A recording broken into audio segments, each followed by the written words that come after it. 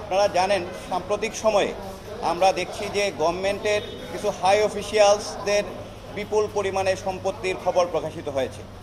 তো গভর্নমেন্টের একজন হাই অফিসিয়াল বা মিডিল লেভেলের অফিসার বা এন্ট্রি লেভেলের অফিসার তিনি কিভাবে এত বিপুল পরিমাণে সম্পত্তি অর্জন করেন সেই জিনিসটি আমরা জানতে চেয়েছি।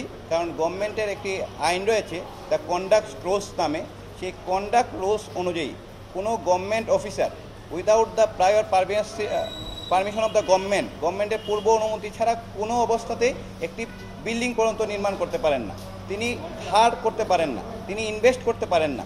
সেই আইন থাকার পরেও কিভাবে তারা এই বিপুল পরিমাণে সম্পত্তি অর্জন করলেন।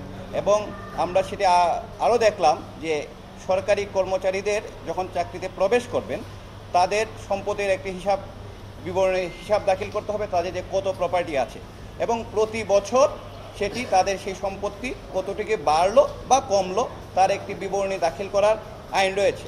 পরবর্তীতে সেই আইনটি সংশোধন হয়ে প্রতি 5 বছর পর পর দাখিল করার বিধান করা হয়েছে। কিন্তু 2008 সালে কিছু সরকারি কর্মকর্তা সেই সম্পত্তির হিসাবটি সর্বশেষ দাখিল করেছিল। 2008 সালের পরে বিভিন্ন মন্ত্রণালয় থেকে, ক্যাবিনেট ডিভিশন থেকে বারবার তাগদা দেওয়ার পরেও সরকারি কর্মকর্তাগণ সেই সম্পত্তির হিসাব বিবরণী জমা প্রদান করেননি।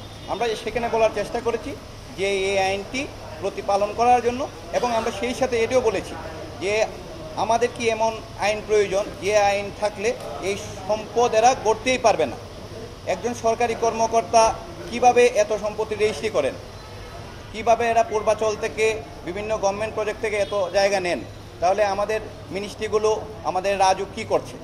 তো এখানে আমার মনে হয় নতুন আইনও করার জন্য আমরা বলেছি, এবং এক্সিস্টিং যে লগুলো রয়েছে মানি লন্ডারিং অ্যাক্ট থেকে শুরু করে anti corruption commission, UN convention against corruption এবং G20-র হাই প্রিন্সিপাল, সাস্টেনেবল ডেভেলপমেন্ট সহ সমস্ত আইন আমরা আমাদের রিট পিটিশনে বলেছি, এবং আমরা আগামীকালকে সেগুলো মাননীয় আদালতের সামনে উপস্থাপন করব।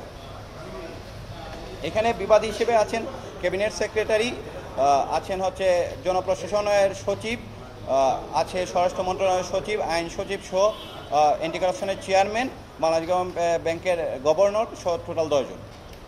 দেখুন, দুদক তো প্রথমত দুদকের দুর্নীতি প্রতিরোধ এবং দুর্নীতি দমনের ব্যাপারে আইন করার ক্ষমতা আছে, তাদেরকে আইন করে দেওয়া হয়েছে।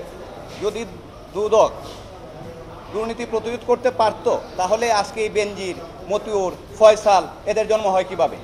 দুদক তো on the facial of the record তারা ফেল করেছে।